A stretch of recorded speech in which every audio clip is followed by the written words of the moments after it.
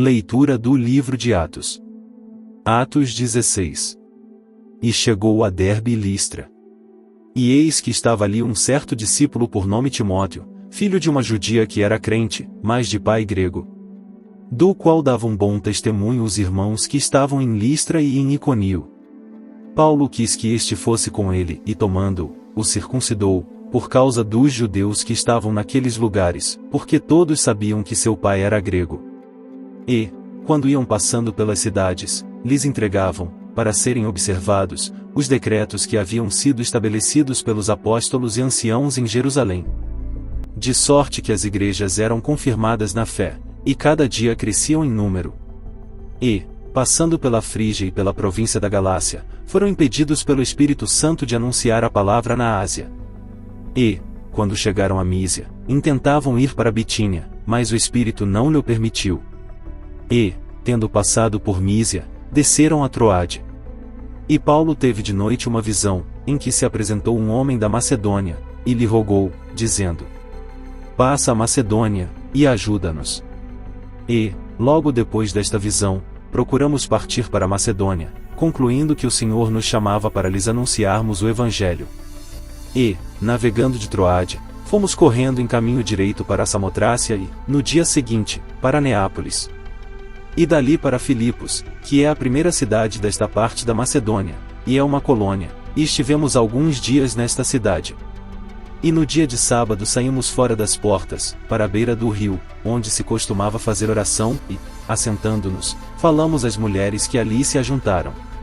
E uma certa mulher, chamada Lídia, vendedora de púrpura, da cidade de Tiatira, e que servia a Deus, nos ouvia, e o Senhor lhe abriu o coração para que estivesse atenta ao que Paulo dizia.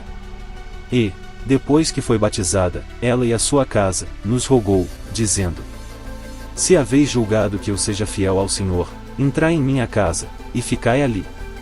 E nos constrangeu a isso. E aconteceu que, indo nós à oração, nos saiu ao encontro uma jovem, que tinha espírito de adivinhação, a qual, adivinhando, dava grande lucro aos seus senhores. Esta, seguindo a Paulo e a nós, clamava, dizendo: Estes homens, que nos anunciam o caminho da salvação, são servos do Deus Altíssimo.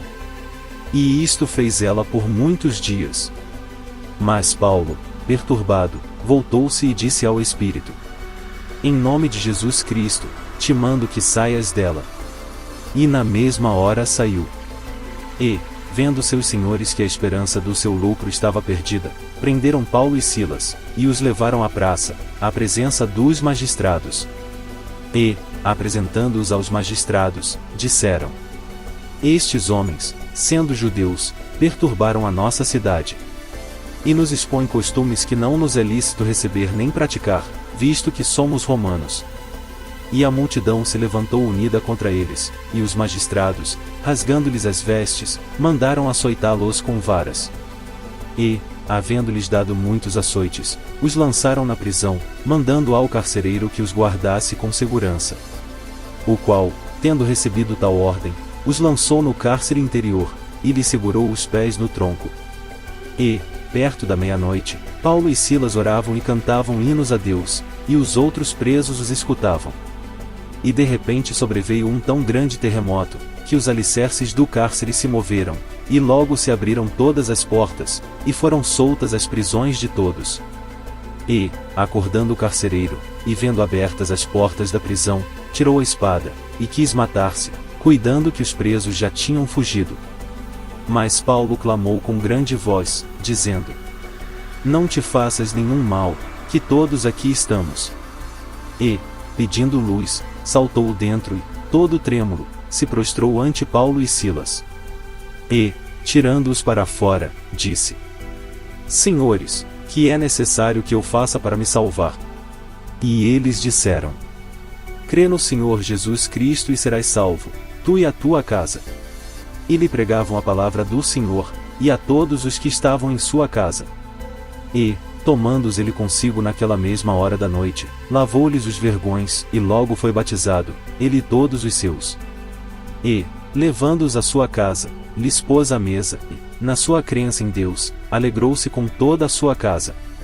E, sendo já dia, Os magistrados mandaram quadrilheiros, dizendo: soltai aqueles homens. E o carcereiro anunciou a Paulo estas palavras, dizendo: os magistrados mandaram que vos soltasse, agora, pois, saí e ide em paz. Mas Paulo replicou: açoitaram-nos publicamente, sem sermos condenados, sendo homens romanos, nos lançaram na prisão, e agora encobertamente nos lançam fora? Não será assim, mas venham eles mesmos e tirem-nos para fora. E os quadrilheiros foram dizer aos magistrados estas palavras, e eles temeram, ouvindo que eram romanos. E, vindo, lhes dirigiram súplicas, e, tirando-os para fora, lhes pediram que saíssem da cidade. E, saindo da prisão, entraram em casa de Lídia e, vendo os irmãos, os confortaram, e depois partiram.